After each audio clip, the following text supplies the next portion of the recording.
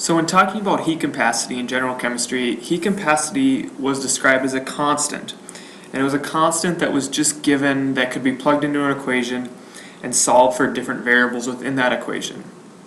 But I'm here to tell you that that's not necessarily the case. As we look at what a heat capacity graph actually looks like, when you get down to colder temperatures, heat capacity starts to change and eventually will get to zero. But at temperatures more closer to room temperature, as we see on this graph, heat capacity starts to level out and starts to essentially become a constant.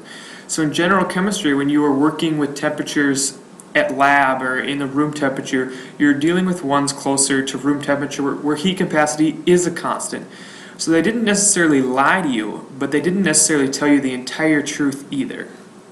But I also wanted to talk about what happens if we change variables in dealing with heat capacity.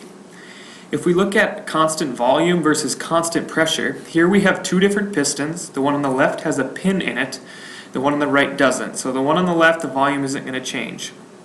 We have the exact same substance in there. It doesn't matter what substance, but there's a substance in there. And what we're going to do is we're going to add heat or energy to the one on the left first. And what's going to happen is all that energy is going to be able to be used to change the temperature. And that temperature is going to change greater than on the right side. And I'll tell you why. On the right side, when we add energy to that piston can move up or it can move down depending on whether we're taking energy away or adding it. And let's say we're going to add energy. So when we add that energy, the energy is going to do work on that piston and it's going to move the piston up until that pressure and energy equalize. That leaves less energy to change the temperature within that piston. This makes heat capacity at a constant pressure greater than when it's at a constant volume.